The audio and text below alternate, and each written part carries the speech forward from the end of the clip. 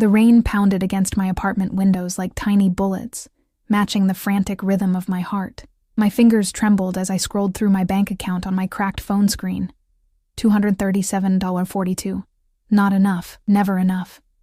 In the corner of my cramped studio, Lily slept peacefully in her second-hand crib, her tiny chest rising and falling, oblivious to our precarious existence. I pressed my palms against my tired eyes, the exhaustion of working double shifts at the downtown bistro settling deep in my bones. 6 months of running. 6 months of looking over my shoulder. 6 months of praying that Matteo Visconti would never find us. The memory of our first meeting still burned in my mind like a hot iron. I was catering a private event at the Rialto, an exclusive restaurant nestled in the heart of the city, reserved that night for what I'd been told was a private business gathering. What they'd failed to mention was that the business was decidedly illegal, and the man at the center of it all would change my life forever. I'd been carrying a tray of champagne flutes when I first saw him. Matteo Visconti. Unlike the older, heavy-set men I'd expected to see running the city's underworld, he was young, perhaps early 30s, with sharp features that looked carved from marble. His tailored black suit probably cost more than my yearly rent, and his presence commanded the attention of every person in the room. Even from across the crowded space, I felt the weight of his gaze like a physical touch. "More champagne, table 7, my manager had hissed, snapping me from my trance. "And for God's sake, Ellie, don't stare at the guests." I moved through the room, distributing drinks with practiced efficiency, all while feeling his dark eyes tracking my movements. When I reached his table, my hands betrayed me. The tray tilted, sending a cascade of golden liquid directly onto his immaculate suit jacket. I'm so sorry," I stammered, mortification washing over me in hot waves. "Please, let me—" His hand caught my wrist as I frantically tried to dab at the stain with my serving napkin. His touch was gentle but firm, a contradiction that matched the expression in his eyes, something between amusement and curiosity. "It's just fabric," he said, his voice a low, rich timbre that sent an involuntary shiver down my spine. "What's your name?" Ellie Hayes." He released my wrist, but not my gaze. "Ellie Hayes," he repeated, as if testing how my name felt on his tongue. I'll remember that. I didn't understand the weight of that promise until later, much later. What followed was a whirlwind I could never have anticipated. After that night, Matteo appeared at the restaurant frequently, always requesting my section. He left excessive tips that helped ease the constant financial pressure crushing me. He asked questions about my life, my dreams, my struggles, and I answered, naively flattered by the attention of a man who seemed genuinely interested in the mundane details of my existence. I didn't know who he really was then. Or perhaps I did, on some level, but chose to ignore the signs. The way other staff members fell silent when he entered, the deference shown by the restaurant owner, the ever-present shadow of his driver, Shaw's bodyguard, waiting by the sleek black Bentley outside. His first gift arrived after I'd mentioned my ancient laptop was dying, a brand-new MacBook delivered to my apartment address I never remembered giving him. When I tried to return it, insisting it was too expensive, he simply said, "I have the means to make your life easier, Ellie. Why wouldn't I use them?" Each barrier I put up, he dismantled with patience and persistence. Each time I pulled away, he drew me back with kindness and understanding, or what I mistook for kindness and understanding. By the time I learned who Matteo Visconti truly was, the heir to the Visconti crime empire, a man whose business dealings left bodies in their wake, I was already falling for him, and by the time I realized how dangerous that fall would be, it was too late. I was ensnared in a gilded cage of my own making. Our affair lasted 3 intoxicating months, 3 months of expensive dinners in private rooms of exclusive restaurants, 3 months of being whisked away to his penthouse apartment with its panoramic views of the city skyline, 3 months of feeling like Cinderella, all while ignoring the clock that was inevitably ticking toward midnight. Reality came crashing down the night. I overheard a conversation I was never meant to hear. I'd arrived early at his penthouse. He'd given me a key, another invisible chain binding me to him. Voices drifted from his home office, the door slightly ajar. "The Moretti problem needs to be handled," a man's voice said. "They're moving product through our territory." "I don't want a war," Matteo replied, his voice colder than I'd ever heard it. "But I want a message sent. Take out the younger brother. Make it public." "Consider it done, boss." My blood turned to ice as I backed away from the door.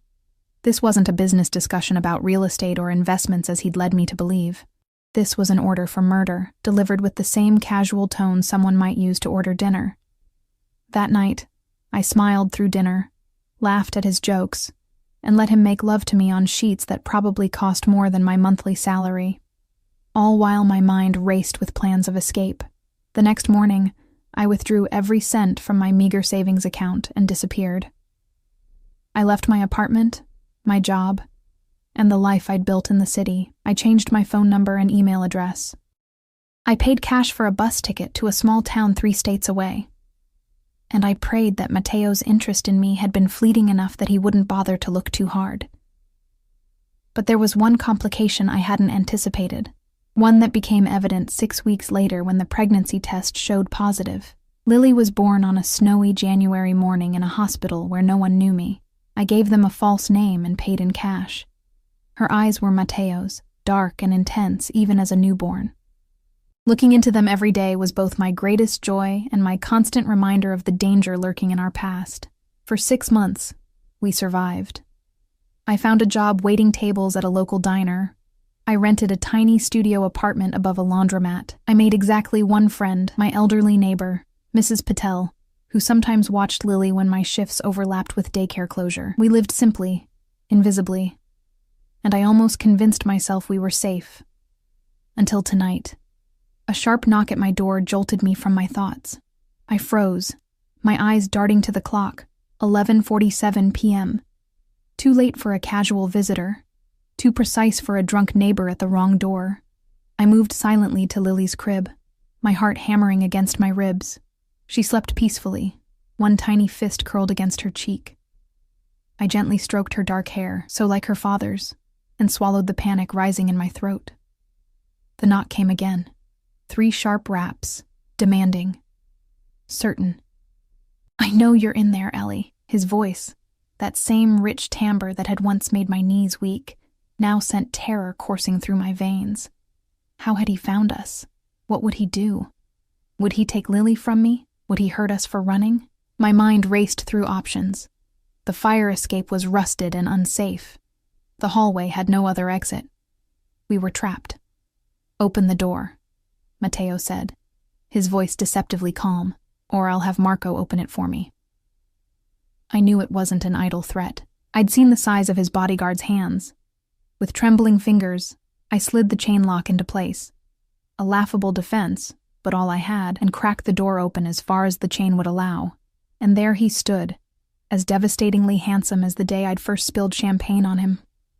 His black wool coat was dusted with rain droplets that glittered under the hallway's fluorescent lights. His hair was longer than I remembered, curling slightly at the collar of his shirt. But his eyes, those eyes that had once looked at me with desire and something I'd foolishly mistaken for love, now burned with a cold fury that made me step back. 6 months, he said quietly. 6 months of searching. Did you really think I wouldn't find you? Before I could respond, a soft whimper came from behind me. Lily was awake, stirring in her crib as if sensing the tension permeating our small sanctuary. Matteo's eyes shifted past me, widening slightly as understanding dawned on his face. "Open the door, Ellie." His voice had changed, an undercurrent of something dangerous threading through it. "Now." My hand shook as I unlatched the chain, knowing I was opening the door to more than just the man in the hallway. I was opening the door to our past, to all the secrets I'd kept, to a future I couldn't predict. Matteo stepped inside, his presence immediately making my small apartment shrink around us. His eyes never left the crib in the corner. Without looking at me, he moved toward it with slow, deliberate steps. I followed, my body tense with the primal instinct to protect my child. "Matteo, please." He stopped at the edge of the crib, looking down at Lily, who stared back at him with his own eyes. For a long moment he said nothing. Then he reached down, his large hand gentle as he stroked one finger along her cheek. How old? He asked, his voice barely above a whisper. 6 months, I admitted, the truth hanging heavy between us. He turned to me then, his expression a storm of emotions I couldn't fully decipher. Anger, certainly. Betrayal. But something else too, something that looked almost like wonder. You hid my child from me. It wasn't a question. I was scared, I whispered. His jaw tightened. You should have been scared of running. He looked back at Lily, who had curled her tiny fingers around his index finger, unaware of the significance of this moment, of the dangerous man whose blood ran through her veins. You should have known I would find you both. He lifted Lily from the crib with surprising gentleness, cradling her against his chest as if he'd done it 1,000 times. She didn't cry or fuss, merely regarded him with curious eyes that matched his own. Pack your things, he said, his eyes meeting mine with an intensity that left no room for argument. Both of you belong to me, and I'm taking you home. The finality in his voice sent a chill through me. I knew then that our brief taste of freedom had come to an end. The life I'd built for us, fragile as it was, had just collapsed, and the man standing before me, holding our daughter with possessive tenderness, had no intention of ever letting us go again. We're not going anywhere, I said, struggling to keep my voice steady. This is our home. Even as the words left my mouth, I knew how pitiful they sounded.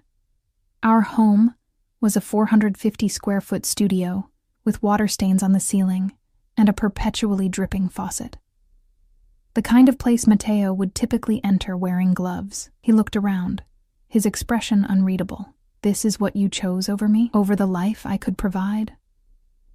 I chose safety, I whispered. For her. His eyes snapped back to mine, darkening with anger. Safety? You think I wouldn't protect my own child? My own, he paused, adjusting Lily in his arms as she began to fuss. My own family? The word hung in the air between us like smoke. Family. A concept so loaded with meaning, with expectations, with danger. You have 5 minutes, he said, his tone brooking no argument. Pack whatever you need for tonight. Anything else can be replaced. And if I refuse? His smile didn't reach his eyes. Don't make this harder than it needs to be, Ellie. You know I always get what I want. I did know. It was one of the first things I'd learned about Matteo Visconti. His world operated by different rules. Rules he created, enforced, and changed at will. Rules that had once made me feel protected, but now felt like shackles. Lily began to cry in earnest, tiny fists waving in the air. I reached for her instinctively, but Matteo turned slightly away, shifting her in his arms with surprising competence. Shh, he murmured, his deep voice softening as he spoke to her. It's all right, Piccola. Papa's here now. The sight of him holding our daughter, this man who ordered executions as casually as dinner, sent a confusing mix of emotions coursing through me. Fear, certainly. Anger at his intrusion into our carefully constructed life. But something else too, something I was ashamed to acknowledge. Relief. Relief that the running was over. Relief that I no longer had to carry the weight of our survival alone. She needs to be fed, I said, holding out my arms. Matteo studied me for a moment before carefully transferring Lily to me. Our fingers brushed in the exchange, and I felt the same electric current that had always sparked between us. 6 months apart hadn't diminished it in the slightest. As I settled into the threadbare armchair to feed Lily, Matteo turned away, giving us a moment of privacy that surprised me. He moved to the window instead, peering out through the blinds at the rain-slicked street below. Your building has no security, he said, his voice tight with disapproval. No cameras. The lock on your door could be picked by a child. Anyone could walk in here. No one has reason to, I replied. We're nobody here. He turned, his expression fierce. You are never nobody, not to me. I looked down at Lily, focusing on her perfect face to avoid meeting his gaze. How did you find us? Does it matter? It matters to me. He was silent for a long moment. Your friend Mrs. Patel has a grandson who works for an insurance company that happens to be owned by a business associate of mine. When she mentioned the young single mother with a beautiful baby who moved in upstairs, he shrugged. The world is smaller than you think, Ellie. My stomach twisted. Mrs. Patel. The sweet elderly woman who brought me homemade chai and called Lily Little Dumpling. I'd thought we were safe with her, that she was just a lonely widow who enjoyed the company. I'd never imagined she would be the thread that unraveled our new life. She had no idea who I was looking for, or why, Mateo added, reading the betrayal on my face. Don't blame her. Lily had drifted back to sleep at my breast. I adjusted my clothing and stood, moving to place her back in her crib. Mateo watched every movement like a hawk. She has your eyes, I said softly, unable to deny him this truth. And your nose, he replied, moving closer to look down at our sleeping daughter. Your stubborn chin, too, despite everything. A small smile tugged at my lips. You always said my stubbornness was what attracted you to me. It was, he acknowledged, until you used it to disappear with my child. The moment of warmth evaporated. I turned away from the crib and began gathering essentials. Diapers, wipes, Lily's favorite blanket, the stuffed elephant she couldn't sleep without. I moved mechanically, my mind racing. There had to be a way out of this, a way to convince him to let us go. Where are you taking us? I asked, zipping Lily's diaper bag. Home. Your penthouse isn't a home for a baby. His jaw tightened. I've made arrangements. The thought of what arrangements might entail coming from a man like Mateo sent a fresh wave of panic through me. I thought of the conversation I'd overheard, the casual order for a man's death. What kind of father would he be to our daughter? What kind of life would she have, surrounded by violence and crime? I can't go with you, I said, my voice barely above a whisper. Mateo moved toward me, closing the distance between us until I could smell his cologne, the same expensive scent that used to cling to my skin after nights in his bed. He reached up, tucking a strand of hair behind my ear with a gentleness that belied the hardness in his eyes. You ran from me once, Ellie. I won't allow it to happen again. His fingers trailed down my cheek in a touch that was both a caress and a warning, especially not with my daughter. I forced myself to meet his gaze. She has a name. It's Lily. Something flickered across his face. Lily, he repeated, testing the name. It's pretty, but her full name will be Liliana Visconti. The casual way he claimed her, renamed her, integrated her into his world without consultation, sent a surge of defiance through me. Her last name is Hayes, like mine. His smile was cold, for now. A sharp knock at the door interrupted whatever response I might have made. Mateo didn't look surprised. That would be Marco, he said. Time to go. Reality crashed over me. This was happening. He was taking us. The life I'd built, meager as it was ending tonight. Wait, I pleaded. At least let me leave a note for my boss. And Mrs. Patel will worry if we just disappear. Already taken care of. As far as anyone in this town is concerned, you received a job offer in another state and left to pursue it. His expression softened fractionally at my shocked look. I'm not a monster, Ellie. I don't want to destroy your reputation here. You might need these connections again someday. The implication that I might one day return to this life hung unspoken between us.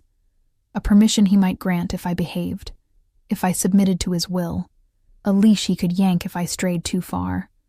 The door opened without a knock, and Marco stepped inside. He was as I remembered, tall, broad, with a face that seemed permanently set in a scowl. His eyes swept the apartment, assessing threats out of habit, before landing on me. Ms. Hayes. He nodded, his voice gruff but not unkind. Good to see you again. Wish I could say the same, I muttered. Mateo's lips quirked into something almost like a smile before he schooled his features. Take the bags, Marco, and have someone come tomorrow for anything else of value. Already arranged, boss. Car's waiting downstairs. Mateo moved to the crib and lifted Lily with careful hands. She stirred but didn't wake, settling against his chest with a trust that made my heart ache. I reached for the baby carrier hanging by the door. She'll be fine, Mateo said, correctly interpreting my concern. I've got her. You don't know how to properly support her head, how to... I've been practicing, he cut me off. With a doll, for weeks now, since I confirmed she existed. His eyes met mine, burning with an intensity that made me step back. Did you really think I wouldn't prepare to be a father once I knew? The image of Matteo Visconti, feared crime boss, ruthless businessman, practicing how to hold a baby with a doll, was so incongruous that I almost laughed. Instead, I bit my lip and followed him toward the door. The hallway was empty, the building silent save for the distant sound of a television from one of the other apartments. Marco led the way, Matteo followed with Lily, and I came last, feeling more like a prisoner than a mother. The night air was cool against my skin as we stepped outside. Rain had given way to mist, wreathing the streetlights in halos of gold.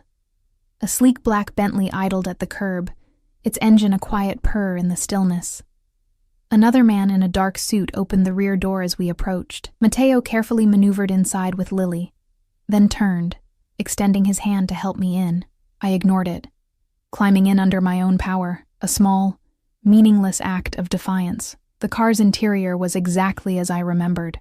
Buttery, soft leather seats, the scent of luxury, the hushed quiet that seemed to insulate us from the outside world. Marco and the other man took their places in the front, and then we were moving, gliding away from the life I'd created toward an uncertain future under Matteo's control.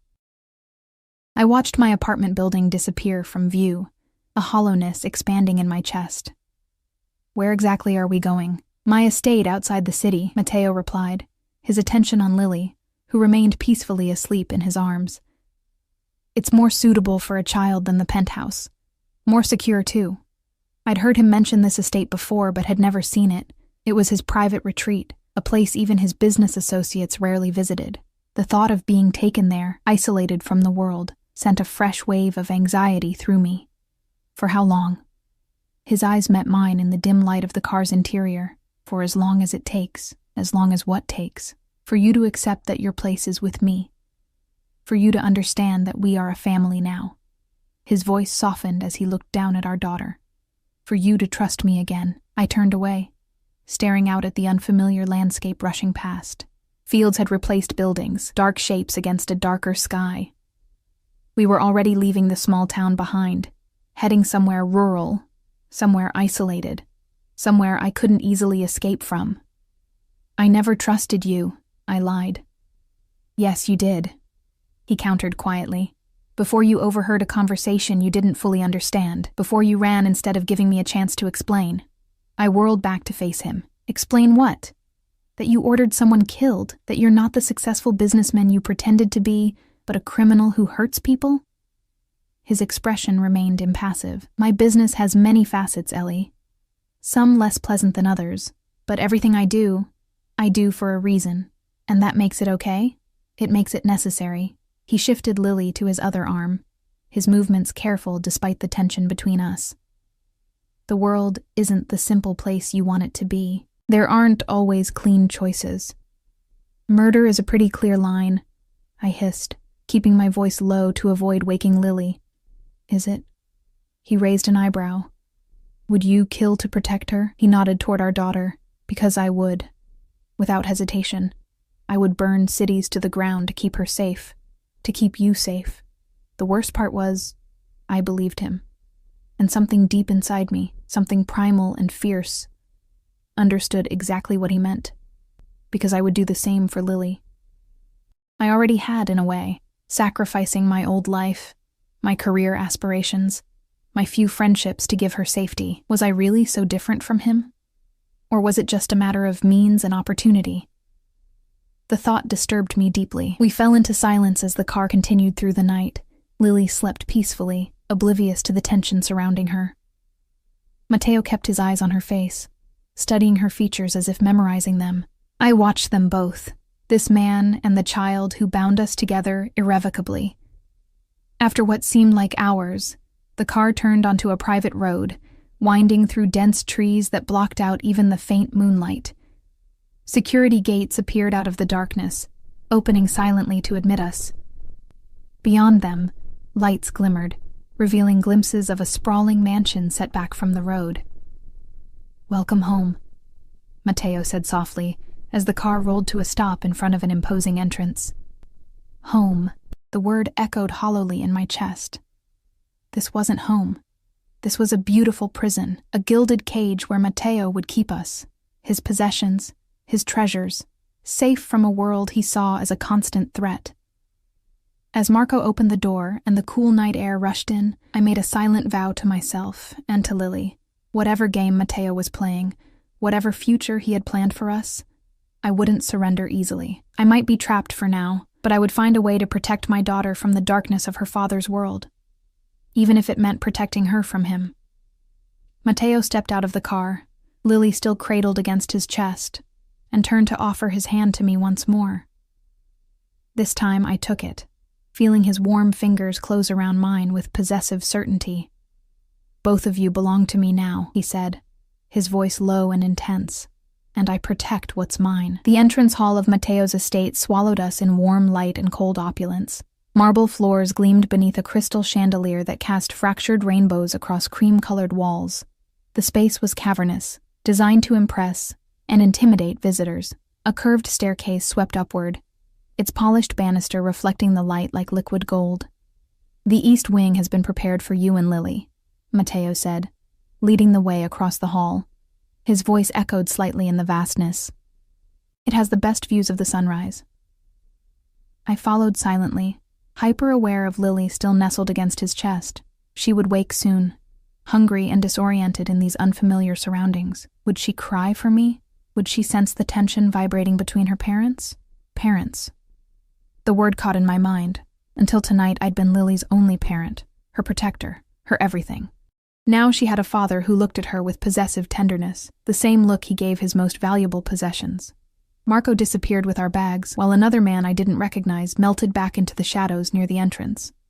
I wondered how many of Matteo's people were stationed throughout the house, invisible until needed. The thought made my skin crawl. "How many staff are here?" I asked, struggling to keep up with Matteo's long strides as we moved down a wide corridor lined with artwork that probably cost more than I'd earn in a lifetime. "Enough," he replied cryptically. "The grounds require maintenance. The house needs staff, and security is a priority." "You mean guards? We're being watched." He stopped at an ornate double door, turning to face me. "Not watched, Ellie. Protected. There's a difference. Not from where I'm standing." His eyes softened slightly as they moved over my face. "You're exhausted. We can discuss security protocols tomorrow." Before I could argue, he pushed open the doors to reveal a suite that took my breath away, despite my determination to remain unimpressed. The sitting room was painted a soft sage green, with comfortable-looking furniture arranged around a marble fireplace where flames already danced. Fresh flowers sat in crystal vases on side tables, their scent delicate and soothing. Beyond, I glimpsed a bedroom with a massive four-poster bed draped in cream-colored linens. But it was the third room that made me freeze in the doorway. A nursery, perfect in every detail. I moved toward it as if in a trance, taking in the pale yellow walls, the white crib with its canopy of sheer fabric, the changing table stocked with supplies, the rocking chair by the window overlooking what would be gardens in the daylight. A mobile of delicate stars and moons hung over the crib, turning gently in the air current from the doorway. "When did you do this?" I whispered, running my fingers over the soft blankets folded at the foot of the crib. "I started it 3 months ago," Matteo said, coming to stand beside me. "When my investigator confirmed you'd given birth." The air rushed from my lungs. "You've known about Lily for 3 months? You've been watching us all this time?" "Not watching. Waiting." He shifted Lily in his arms as she began to stir, her little face scrunching with the prelude to waking. Preparing. Preparing for what? His eyes met mine, dark and intense. "To be a father. To bring you both home where you belong." Before I could respond, Lily's eyes fluttered open. She looked up at Matteo, confusion clouding her expression for a moment, before her face crumpled, and she began to cry. I reached for her instinctively, and this time Matteo surrendered her to my arms. "She's hungry," I said, moving to the rocking chair, "and overwhelmed. This is all too much." Matteo watched as I settled into the chair, a strange expression crossing his face, something almost like vulnerability, gone so quickly I might have imagined it. "I'll give you privacy," he said, turning toward the door. "There's food in the small refrigerator behind the changing table, clothes in the dresser. Everything you should need for tonight." He paused at the threshold, looking back at us. "Rest, Ellie. We have much to discuss tomorrow." The door closed behind him with a soft click that somehow felt more final than a slam. I looked down at Lily, now contentedly nursing, her eyes heavy-lidded with returning sleep. "What are we going to do?" I whispered, stroking her downy hair. "What am I going to do?" Only her gentle breathing answered me. After she fell back asleep, I placed her in the crib, trying to ignore how perfectly she fit there, as if it had been made to her exact measurements. Perhaps it had been. The thought was both touching and terrifying. I explored our new prison while she slept.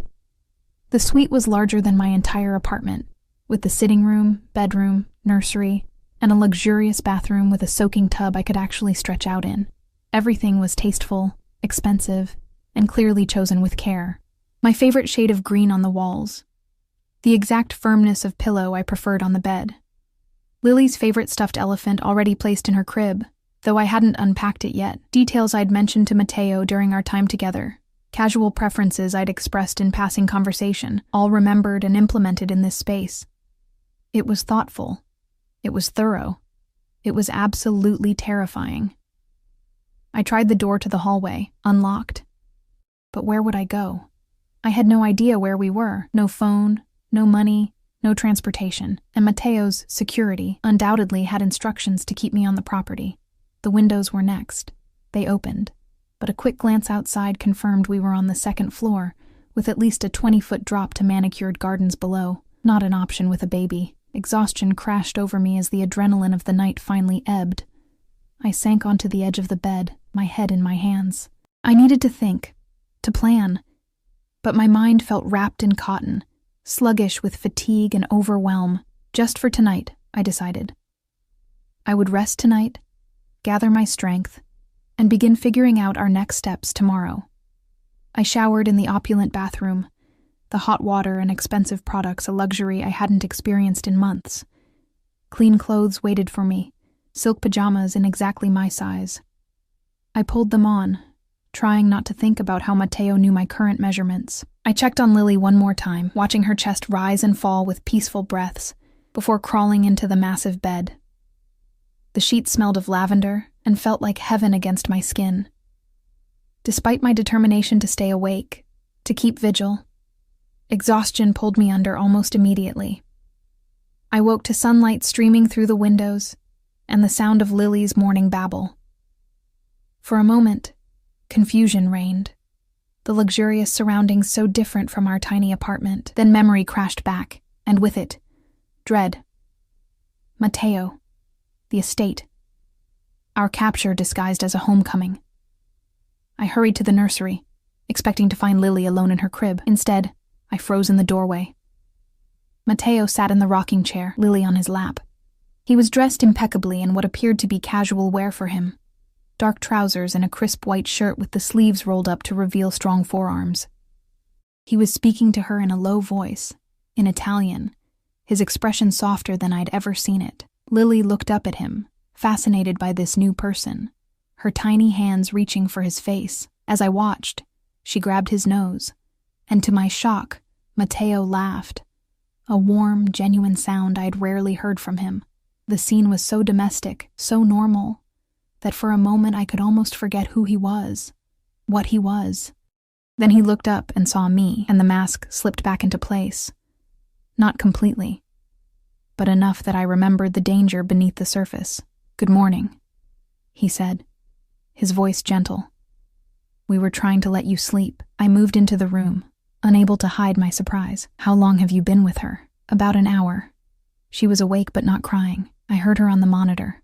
He nodded toward a device on the side table that I hadn't noticed the night before. "You have a baby monitor in your room?" "I have monitors everywhere important." His eyes never left my face. "And nothing is more important than what happens in this room." The implication sent a chill down my spine, despite the warmth in his voice. Nothing happened in this house without Mateo's knowledge. Nothing. "She'll need to be changed and fed," I said, reaching for Lily.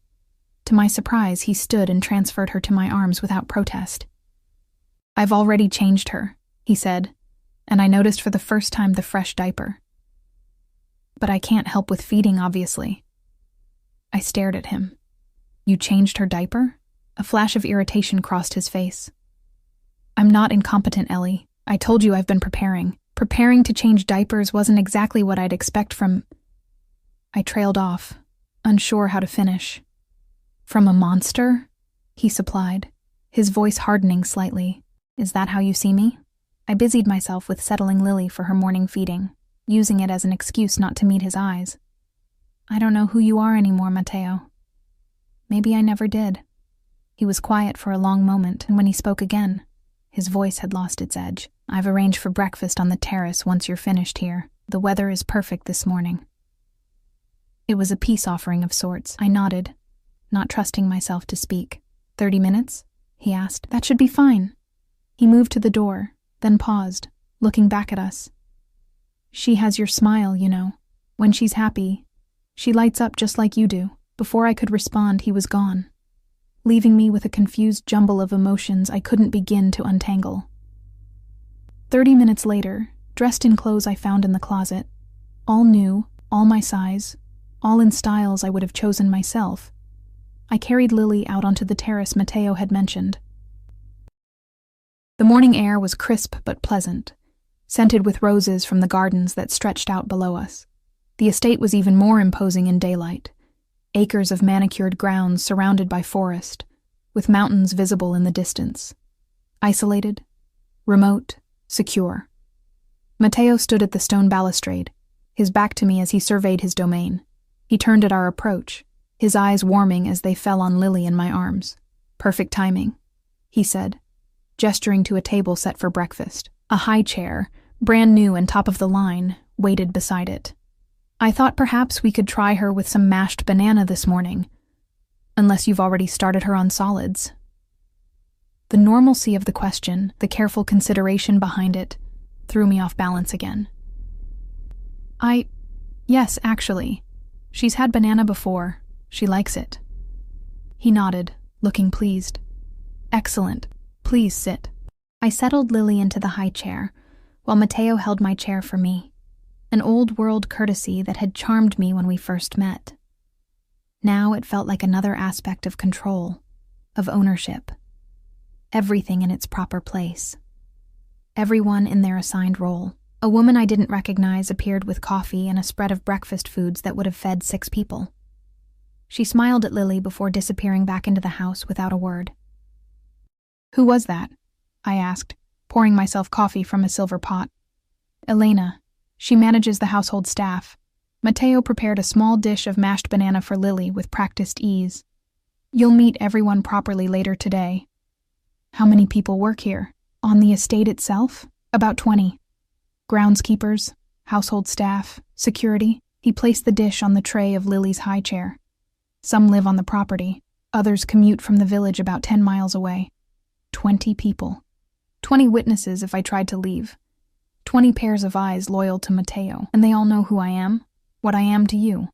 I asked, watching as Lily smashed a tiny fist into the banana, more interested in its texture than eating it. Matteo's expression grew serious. They know you are the mother of my child, that you are under my protection, that your comfort and safety are their highest priority. And if I wanted to leave, his jaw tightened.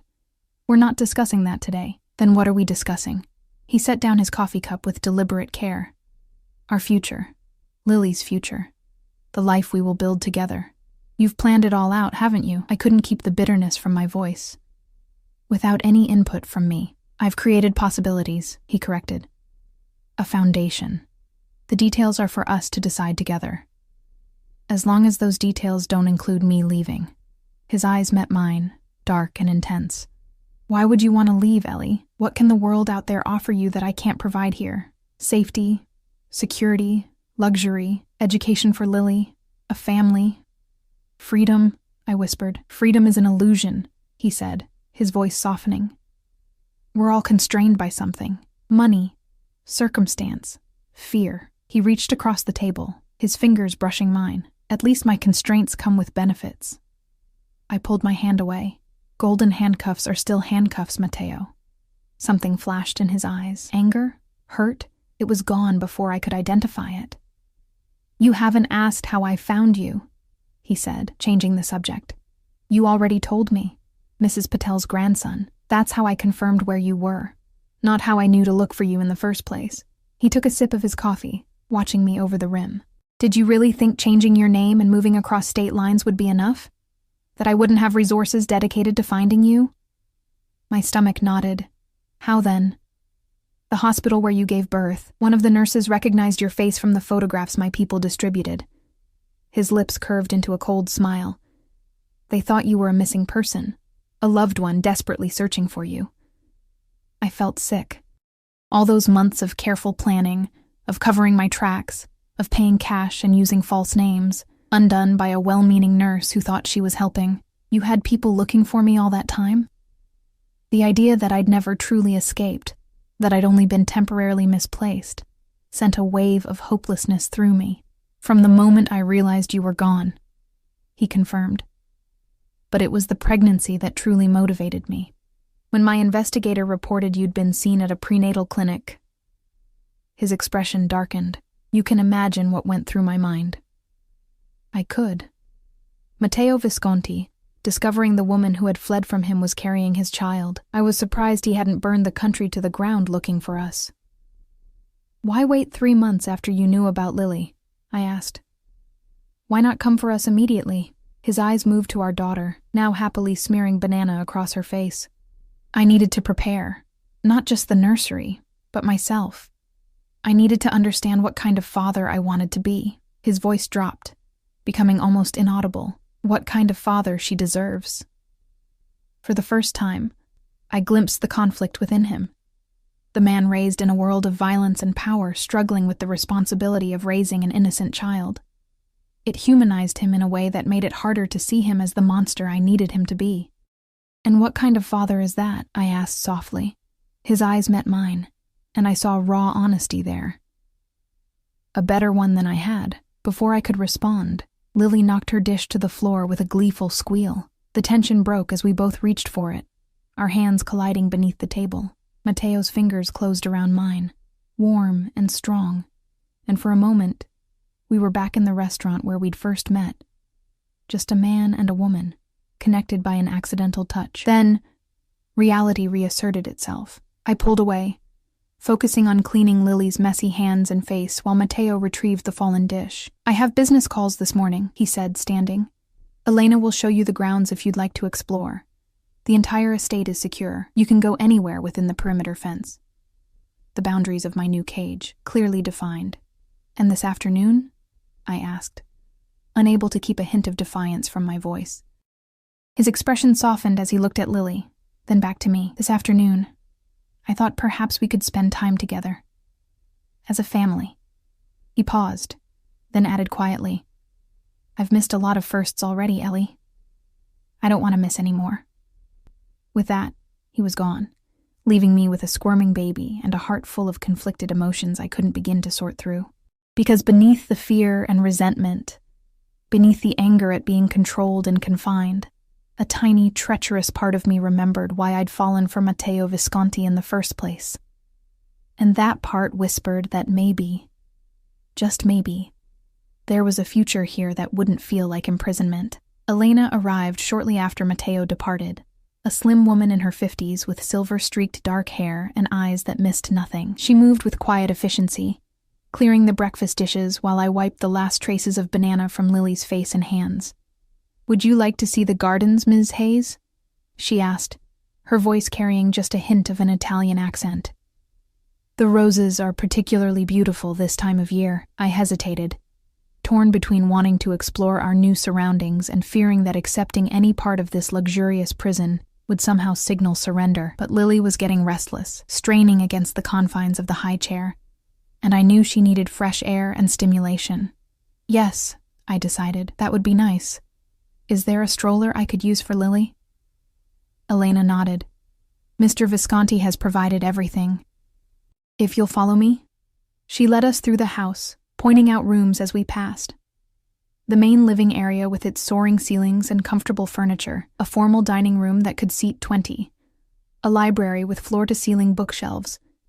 Each space was immaculate, expensively furnished and utterly impersonal. This wasn't a home. It was a showpiece. designed to impress rather than comfort. Until we reached a small sitting room tucked away in a corner of the first floor. Here, the atmosphere changed. Books were scattered on side tables. A throw blanket was carelessly tossed over one arm of a well-worn leather couch. A glass with fingerprints still visible sat on a coaster. Mr. Visconti's private study, Elena explained, noticing my surprise. He spends most of his evenings here. I tried to reconcile this lived-in space with the cold perfection of the rest of the house, and with the man I thought I knew. Before I could ponder it further, Elena led us to a mudroom where a top-of-the-line stroller waited, still with its tags attached. Outside, the October air carried the first hints of autumn, a crispness that invigorated rather than chilled. Lily babbled happily as I strapped her into the stroller, her eyes wide with interest at the new surroundings. The gardens were stunning, meticulously maintained flower beds, sculptured hedges, and gravel paths winding between fountains and statues. In the distance, I could see an orchard, its trees heavy with late-season fruit. The estate encompasses about 200 acres, Elena said as we walked. Most of it is woodland, but the gardens cover nearly 15 acres, and there's a small lake beyond the orchard. 200 acres, isolated and self-contained. A beautiful wilderness with invisible boundaries. I wondered how many of Matteo's security staff patrolled those boundaries, how many cameras monitored every movement within them. "How long have you worked for Mr. Visconti?" I asked, steering the stroller along a path lined with lavender. "Nearly 20 years, Elena replied, "since he was a young man, just beginning to take over his father's business interests." I glanced at her, curious despite myself. "You knew his father?" A shadow crossed her face. "Yes. Mr. Visconti Sr. was a different sort of employer." "Different how?" She hesitated, then said carefully, "Less controlled, more volatile." Her eyes met mine briefly. "The son is not the father, Ms. Hayes. Remember that." Before I could press further, Lily began fussing, ready for her mid-morning nap. Elena guided us back to the house and up to our suite, where I put Lily down in her perfect nursery with its soft yellow walls and gentle mobile. "Would you like lunch on the terrace again or in your sitting room?" Elena asked as I closed the nursery door. "Actually, I'm not very hungry," I said, suddenly overwhelmed by the unreality of the situation, discussing lunch arrangements like a pampered guest rather than a captive. "I think I'll just rest while Lily naps." Elena nodded, her expression unreadable. "Of course. Press the intercom button by your door if you need anything." She paused, then added, "Mr. Visconti asked that you be ready by 2 o'clock. He has something planned for this afternoon." After she left, I sank onto the edge of the bed, my mind racing. Something planned. Another piece of the life he was constructing around us. Another link in the gilded chain. I should have been plotting escape, searching for weaknesses in security, making plans to get Lily away from Matteo's influence. Instead, I found myself opening the closet, examining the clothes he'd provided. Everything in my size, in styles I would have chosen. How had he known? Had he been watching me all these months, noting my preferences? Or did he simply remember the details I'd shared during our time together? Neither option was comforting. At precisely 2 o'clock, a knock came at the door. I'd changed into a simple sundress and sandals, arranged my hair in a neat ponytail, and applied minimal makeup. Lily wore one of the new outfits from the dresser, a pale blue romper that made her eyes look even more like her father's. Matteo stood in the hallway, changed from his morning attire into casual clothes that probably cost more than a month's rent at my old apartment. His eyes swept over us, a smile tugging at his lips. "You look beautiful," he said, his gaze lingering on my face. "Both of you." I shifted Lily in my arms. "Elena said you had something planned? A small excursion," he confirmed, reaching for Lily. To my surprise, she went to him willingly, her tiny hands immediately going to the buttons on his shirt. I thought perhaps the lake? It's peaceful there. I followed him downstairs and out a different door than we'd used that morning, leading to a paved path that wound through a grove of oak trees. Matteo carried Lily with practiced ease, pointing out birds and squirrels to her in a gentle voice I'd never heard him use with anyone else. We walked in companionable silence for a while, the only sounds Lily's occasional babble and the crunch of our feet on the path. It felt almost normal, a family outing on a beautiful autumn day. If I squinted, I could almost pretend we were just a regular couple, that Mateo was just a devoted father, that our story was simple and uncomplicated. The illusion shattered when we reached the lake. A picnic had been set up on its shore, a blanket spread beneath a large oak tree, a wicker basket waiting. 2 security men stood at a discreet distance, their presence a reminder of exactly who we were walking with. "Your men follow you everywhere?" I asked as we settled on the blanket, Lily between us. "Not everywhere," Mateo replied, opening the basket to reveal an assortment of gourmet sandwiches, fruits, and a bottle of wine. "But outdoors, yes, it's necessary. Because of your business interests?" He paused, his eyes meeting mine. "Yes, I have enemies, Ellie. People who would use any vulnerability against me." His gaze dropped to Lily, who was happily pulling at the grass. "And now I have the greatest vulnerability of all." I felt a chill despite the warm sunshine. "That's why you brought us here. Not because you missed us, not because you want to be a father, but because we're a weakness that needs to be controlled." Anger flashed across his face, quickly contained. "Is that what you think? That I see my own child as a liability to be managed? Isn't that exactly what you just said?" He took a deep breath, visibly reining in his temper.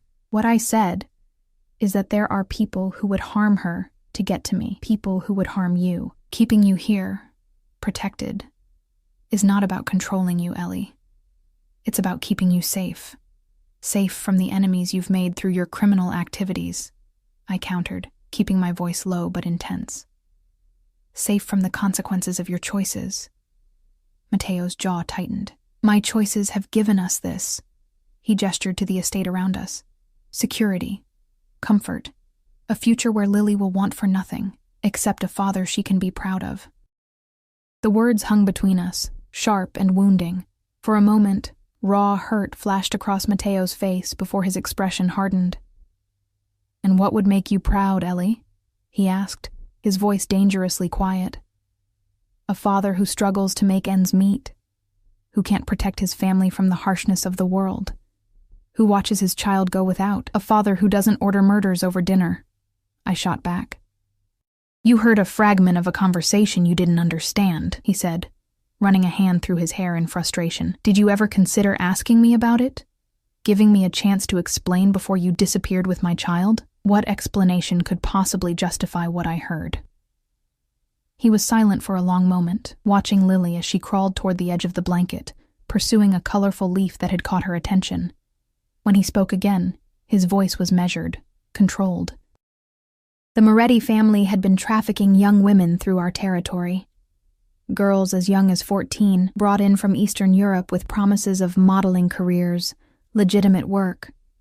Instead, they were forced into prostitution, kept compliant with drugs and violence."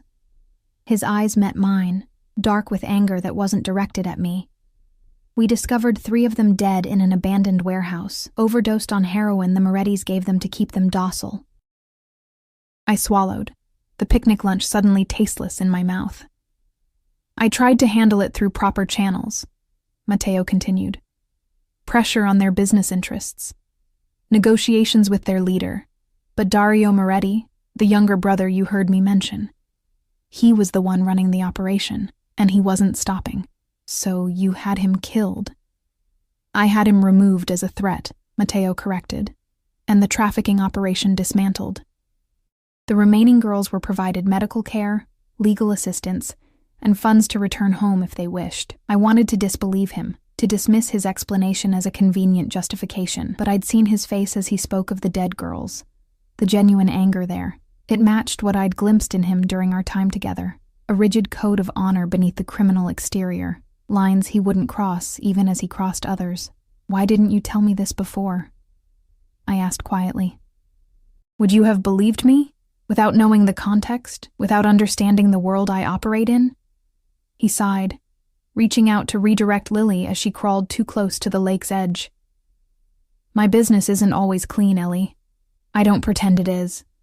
but neither am I the monster you've decided I am. Lily chose that moment to lose interest in exploration and crawl back to us, pulling herself up on Mateo's leg to stand unsteadily. He steadied her automatically, his large hands gentle around her tiny waist.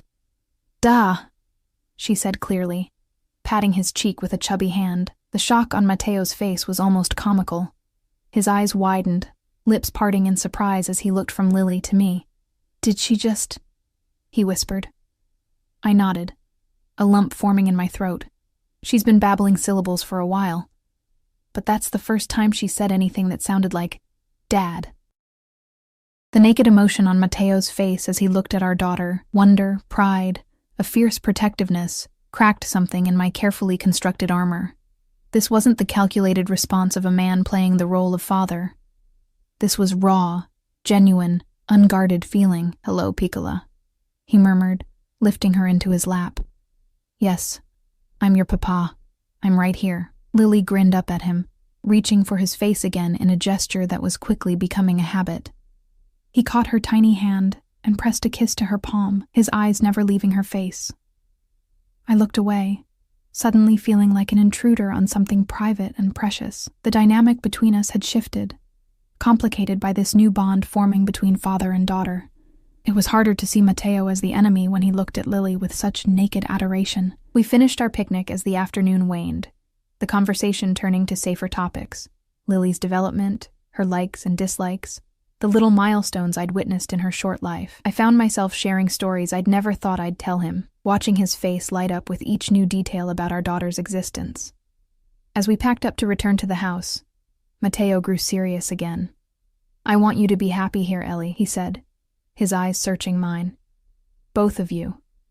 This doesn't have to be a prison if you don't make it one." "What does that mean?" "It means I'm not going to keep you locked in your room. You have freedom within the estate, access to anything you need or want. You can make a life here. A life where I never leave, never see friends or family, never have independence." He hesitated, adjusting Lily in his arms as she began to doze against his shoulder. "For now, yes. The security concerns are real, Ellie. But in time, once you understand the situation better, once you—" he trailed off. "Once I what? Submit? Accept my gilded cage? Once you trust me again," he finished quietly. "Once we rebuild what we had." I laughed, the sound brittle even to my own ears. "We didn't have anything real, Mateo. You lied to me from the beginning, about who you were, what you did." "I never lied about how I felt about you," he countered, his voice intense. "Everything between us was real. The only fiction was the scope of my business interests. That's a pretty significant fiction. Would you have given me a chance if you'd known from the start? If I'd introduced myself as Matteo Visconti, head of the Visconti crime family? I had no answer for that, because the truth was, I wouldn't have. I would have run as far and fast as I could. And I would never have known what it was like to be loved by him, to feel safe and cherished and protected, at least for a time." We walked back to the house in silence, Lily sleeping peacefully against Mateo's shoulder. The security men followed at a distance, their presence a constant reminder of the reality we lived in. Dinner that evening was served in a smaller dining room, more intimate than the formal space I'd glimpsed earlier. Lily sat in her high chair between us, happily making a mess of the pureed vegetables Elena had prepared for her. Mateo and I maintained a careful civility, discussing neutral topics like the estate's history and the changing seasons. It was only as we finished dessert, a delicate lemon tart that reminded me of our first real date, that Mateo broached the subject we'd been avoiding since our conversation at the lake. "I've been thinking about what you said," he began, setting down his coffee cup, "about Lily deserving a father she can be proud of." I tensed, unsure where he was going with this. "You're right," he continued, surprising me. "She does deserve that, and I want to be that for her." His eyes met mine across the table. "Which is why I've been making changes to my business interests over the past few months." "What kind of changes?" "Legitimate investments, legal enterprises, moving capital from less reputable ventures into above-board businesses." He paused. "It's a slow process. The world I operate in doesn't allow for clean breaks, but I've begun." I studied his face, looking for deception and finding only earnest determination. Why would you do that? Because of her. He nodded toward Lily, who was happily smashing a piece of tart between her fingers. Because of you. Because I want a different future than the one my father envisioned for me. I don't understand. Matteo was quiet for a moment, his expression distant. My father ruled through fear.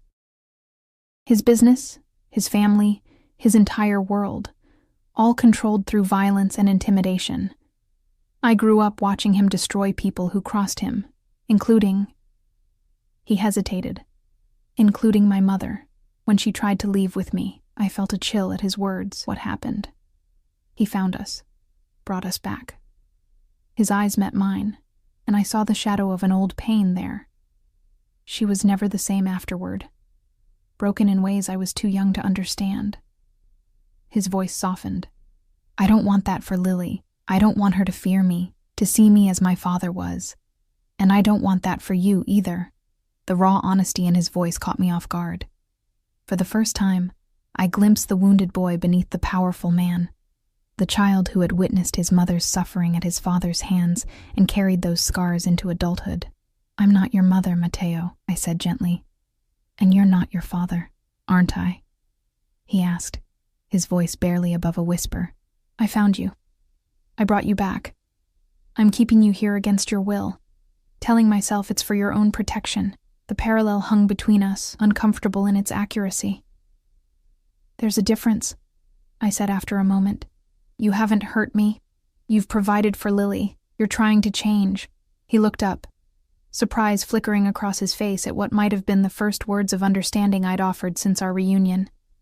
I am trying, he said simply, for both of you.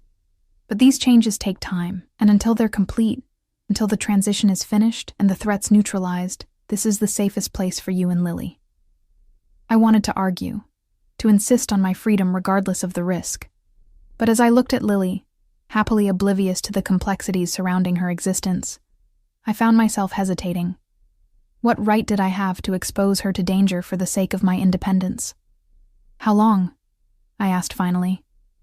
A year. Maybe 18 months for the most significant transitions. His eyes held mine. Give me that time, Ellie. Give us that time. To be a family. To build something real. To create a future Lily can be proud of. It wasn't a small request. A year or more of living under Matteo's protection. In his world. Subject to his rules. A year of watching him with our daughter. Of navigating the complicated feelings his presence stirred in me. But as I looked at him across the table, I saw not the crime boss who had terrified me with his power, but the man who had stolen my heart once, who had remembered my favorite color and the firmness of pillow I preferred, who had prepared for months to welcome our child, who looked at Lily with genuine love and a desperate desire to be better than his own father had been. I need time to think, I said finally, rising from the table. This isn't a decision I can make tonight. Matteo nodded, accepting my response without pushing for more. Take all the time you need, he said, his voice gentle. We're not going anywhere. Weeks passed, and autumn deepened around the estate. The gardens blazed with fiery colors before fading to brown, and morning frost painted the grass silver. I watched the changing seasons from the windows of our suite, from the terrace, from the paths that wound through the grounds, always within the invisible boundaries Matteo had established, always under the discreet but constant watch of his security team. I hadn't given Matteo an answer to his proposal. He hadn't pushed for one. Instead, we fell into an uneasy routine, a strange facsimile of family life. Breakfast together in the mornings before he disappeared into his study for business calls. Afternoons with Lily, sometimes just the three of us. Sometimes with Matteo absent for meetings he never fully explained. Dinner in the evening, with conversation that carefully avoided the most contentious subjects. And every day, I watched him with Lily, watched how he learned her routines, her preferences, her tiny personality quirks, how he adapted his entire schedule around her nap times, how his face softened whenever she reached for him, which she did with increasing frequency. "Da," she would call, arms outstretched, and no matter what he was doing, reviewing documents, speaking on the phone, conferring with one of his men, he would stop and go to her. I tried to maintain my distance, to remember what he was, and what he had done, but it became increasingly difficult as I witnessed the changes in him. The feared crime boss who had terrified me that first night was rarely in evidence now. Instead, I saw a man struggling to reconcile the life he had inherited with the future he wanted to create. One evening, about a month after our arrival, I found him in the nursery after putting Lily down for the night. He stood by her crib, watching her sleep, his expression unguarded in a way it seldom was around me. "She's growing so fast," he said softly as I entered. "I've missed so much already." I moved to stand beside him, looking down at our sleeping daughter. "She knows you now," I offered. "She looks for you when she hears your voice." He nodded, a small smile touching his lips. "I never expected this," he admitted. "To feel this way about someone so small, so defenseless. It changes you," I said, "having a child." "Yes." He turned to me, his eyes searching mine in the dim light. "It does. It makes you want to be better, to create a safer world for them." "Is that what you're doing? Creating a safer world?" He sighed, running a hand through his hair, a gesture I'd come to recognize as a sign of internal conflict. "I'm trying. The transition is complicated. Some of my business associates are resistant to the changes I'm implementing. They see legitimate enterprises as less profitable, more constrained." "And are they?" I asked, curious despite myself. "In the short term, perhaps, but they're sustainable. They don't require constant vigilance against law enforcement. They don't result in blood feuds that last generations." His voice held a weariness I hadn't heard before. "They don't make it impossible to sleep at night." The admission surprised me, the first acknowledgement that his chosen path had costs beyond the practical. I studied his face, noting the faint shadows under his eyes, the tension in his shoulders. "You're not sleeping well," I observed. A rueful smile tugged at his lips. "Occupational hazard, because of the business transition? Partly." His eyes met mine, holding them. "And partly because you're so close, yet still so far away." The rawness of his admission caught me off guard. For weeks, he had maintained a careful distance, never pushing, never presuming. Now, in the quiet of the nursery with our daughter sleeping peacefully beside us, the mask had slipped. "Matteo." "I know," he interrupted gently. "You need time. I understand that. I've taken your choices away, confined you here, asked you to accept a life you never wanted. I don't expect forgiveness, Ellie. But I want you to know that my feelings for you have never changed." Before I could respond, he leaned down and pressed a soft kiss to Lily's forehead, then straightened and moved past me to the door. "Good night," he said quietly, and was gone, leaving me with a tumult of emotions I couldn't begin to sort through. That night marked a shift in our dynamic. Matteo began including me in discussions about the business transitions he was implementing, explaining the complexities of extracting himself from certain enterprises while maintaining the protection his position afforded. I found myself offering suggestions, drawing on my business courses from college, a part of my life I'd nearly forgotten in the chaos of the past year. "You're good at this," he observed one evening as we sat in his study, reviewing plans for a new legitimate investment in a tech startup. "You see angles I miss. I was 3 credits shy of a business degree when I met you," I admitted. "Before I got distracted by a mysterious man who left extravagant tips and asked too many questions." His smile was warm, reaching his eyes in a way that made my heart beat faster despite my best intentions. "I remember. You were taking night classes while working at the restaurant. You remember that?" I asked, surprised by the detail. "I remember everything about you, Ellie," he said simply. "Every conversation, every dream you shared, every plan for the future." I looked down at the document spread before us, uncomfortable with the intensity of his gaze and the emotions it stirred. Those dreams seem very far away now. "They don't have to be." He hesitated, then reached across the desk to cover my hand with his. "Tell me what you want, Ellie. What would make you happy here?" The question caught me off guard. For weeks, I'd been thinking of our situation as temporary, a holding pattern until I could figure out an escape, or until Matteo's promised transition was complete. The idea of building a life here, of finding happiness within these gilded constraints, hadn't occurred to me. I don't know, I said honestly. I haven't thought about what I want in a long time. It's always been about survival, about Lily. Think about it now, he urged. Anything within my power to give you is yours. Just name it. I considered his offer, turning it over in my mind. What did I want? Safety for Lily? Yes. But we had that now, in abundance. Financial security, also provided to an extent I could never have achieved on my own, but beyond those basic needs, purpose. I said finally, I need something that's mine, some way to contribute, to use my mind, to feel like more than just an accessory to your life. Matteo nodded slowly, his expression thoughtful. The business degree you never finished, he mused. Would you want to complete it? We could arrange remote classes, tutors if needed. The suggestion sparked something in me. A flicker of the ambition I'd set aside when Lily was born, when survival became my only goal. Maybe. Or maybe something different. I don't know yet. Take time to consider it, he said, giving my hand a gentle squeeze before releasing it. Whatever you decide, I'll make it happen. That night, lying in bed, I allowed myself to truly contemplate the future for the first time since discovering Matteo's true identity. A future where we remained here, where Lily grew up with both parents, where Matteo continued his transition to legitimate business, a future where I might find my own path, separate from, but parallel to his. It wasn't the life I'd envisioned for myself. But as I drifted toward sleep, I had to acknowledge that it might not be as intolerable as I'd first believed. Winter arrived with a sudden snowstorm that blanketed the estate in white. Lily, now nearly 9 months old, pressed her tiny hands against the window glass in wonder, babbling excitedly at the swirling flakes. Her first snow, Matteo said, coming to stand beside us as we watched from the sitting room window.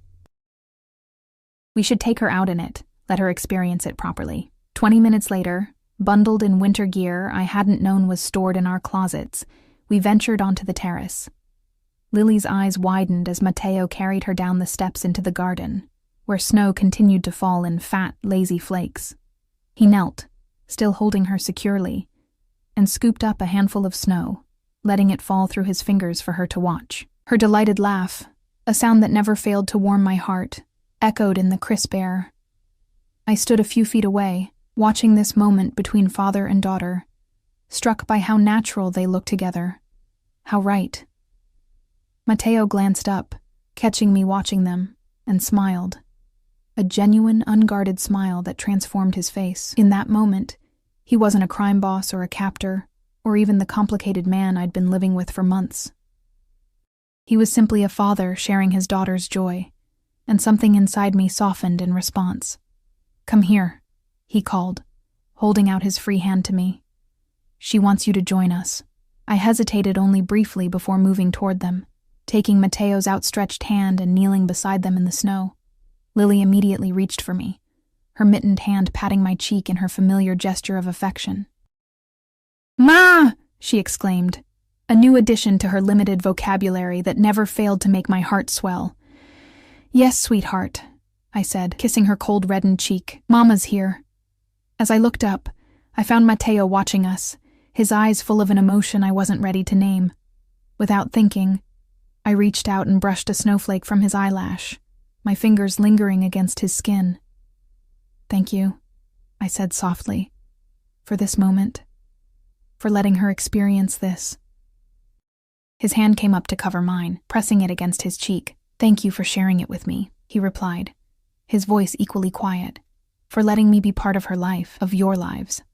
We stayed like that, connected, until Lily's squirming broke the moment, but something had shifted between us, a thawing that mirrored the snowflakes melting where they touched our warm skin. That evening, after Lily was asleep, I found Matteo in his study, as had become our habit. But instead of business documents spread before him, he had a small velvet box open on his desk. He closed it quickly when I entered, but not before I glimpsed what looked like a ring inside. Ellie, he said, standing. I was just coming to find you. What's that? I asked, nodding toward the box he'd tucked into his pocket. He hesitated, then sighed. Not how I planned this, he muttered, more to himself than to me. Then, meeting my eyes, he said, "It's a gift. For you. But it comes with a question I'm not sure you're ready to hear yet." My heart began to race. "Ask it anyway." He studied my face for a long moment, then slowly withdrew the box from his pocket and opened it. Inside nestled a ring, not the ostentatious diamond I might have expected, but a more elegant design, a deep blue sapphire surrounded by smaller diamonds on a platinum band. "I remember you saying once that you found traditional diamond engagement rings unimaginative," he said quietly, "that you preferred colors, stories, meaning." I stared at the ring, then at him, speechless that he had remembered such a casual comment from our early dating days. "This isn't how I imagined doing this," Matteo continued, his usual confidence giving way to a vulnerability I rarely saw in him. "I had plans. Dinner in the city when it was safe. Perhaps the restaurant where we first met. But watching you today with Lily, seeing you smile at me without fear for the first time in so long," he took a deep breath. "I don't want to wait anymore." He moved around the desk to stand before me, still holding the open box. "I'm not asking you to forget who I am, or what I've done. I'm asking you to see who I'm trying to become, for Lily, for you, for myself." His eyes held mine, earnest and intense. "I'm asking you to be my wife, Ellie. To build a future with me, one that neither of us could have imagined a year ago, but one that I believe could bring us both happiness." I stared at him, my mind racing. 6 months ago, I'd been running from this man, terrified of his power and what he represented. Now I was contemplating binding my life to his permanently, making official the ties that already bound us through Lily. "You've kept me here against my will," I said softly. "How can you ask me this when I haven't been free to choose?" Pain flashed across his face. "You're right," he said, closing the box slowly. "The timing is wrong. I shouldn't have—" "Wait," I interrupted. "That wasn't a no. It was a question." Hope flickered in his eyes. "What are you asking? If I said no, what would happen? Would you let me leave? Would you keep me here regardless? Would you separate me from Lily?" The questions tumbled out, the fears that had lingered beneath the surface of our careful coexistence these past months. Matteo was quiet for a long moment, his expression troubled. Then he set the ring box on the desk and took both my hands in his. "If you said no," he began slowly, "I would ask you to stay, for Lily's sake, for her safety. But I wouldn't force you to remain if you truly wished to go." His hands tightened slightly on mine. "I would ask for shared custody. I would provide for you both, ensure you had everything you needed. I would never, ever separate you from her." The sincerity in his voice was unmistakable, as was the pain the very thought caused him. "And what about your transition, your business changes?" I asked. "Would those continue?" "Yes," he said firmly. "Those aren't conditional on you staying, Ellie. They're about the kind of father I want to be for Lily, the kind of man I want to become. That doesn't change. Regardless of your answer." I searched his face, looking for deception and finding only painful honesty. "I believe you," I said softly, surprised to realize it was true. His eyes widened slightly. "You do?"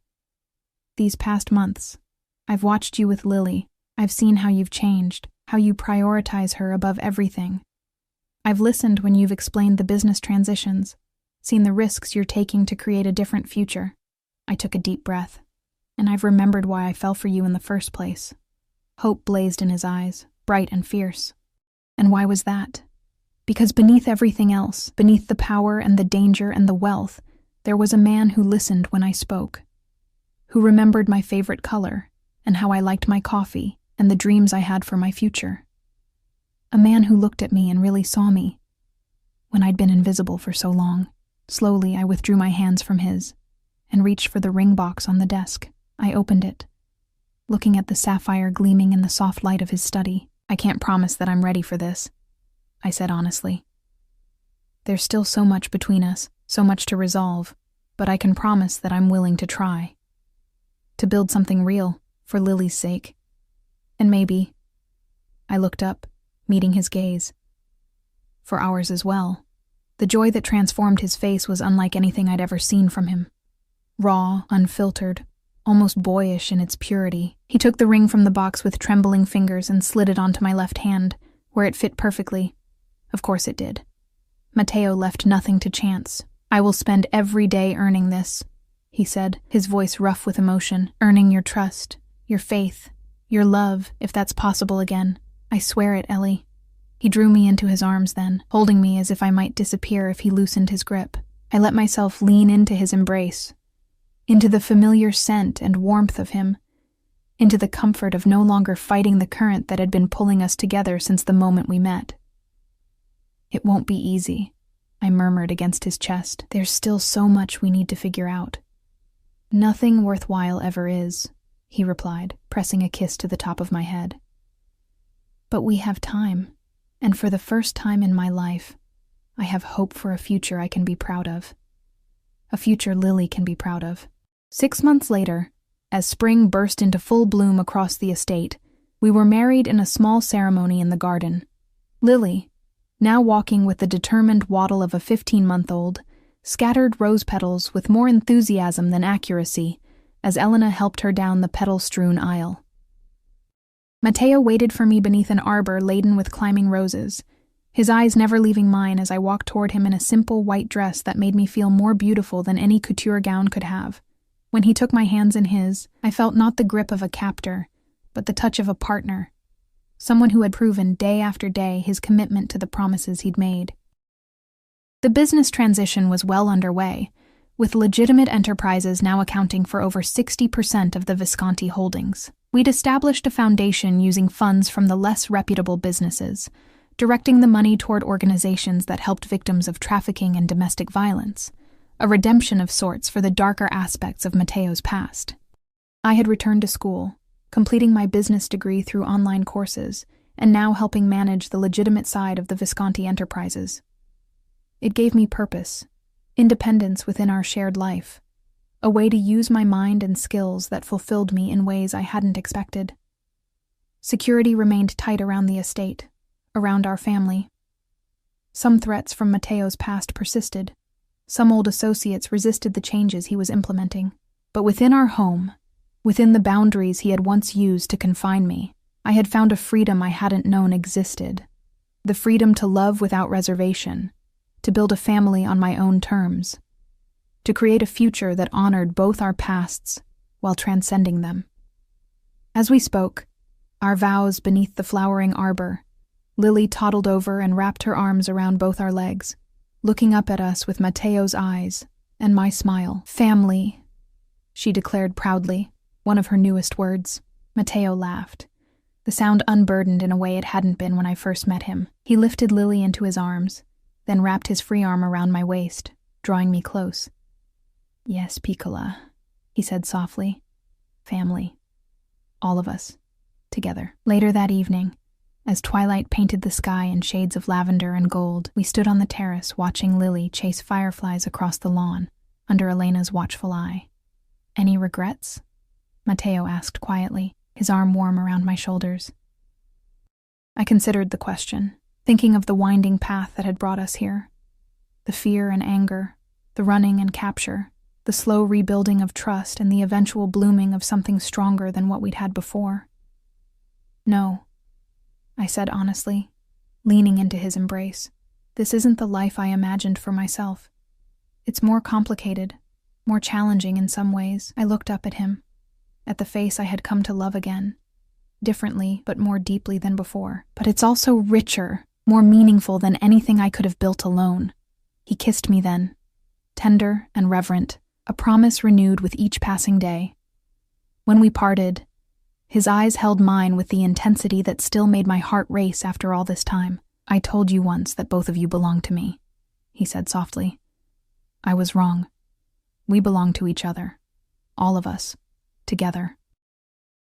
As Lily's delighted laugh floated up from the garden, as the first stars appeared in the deepening blue of the evening sky, I knew he was right.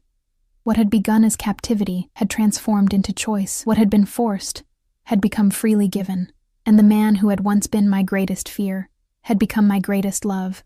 Complicated, flawed, but fiercely devoted to creating a future we could all be proud of.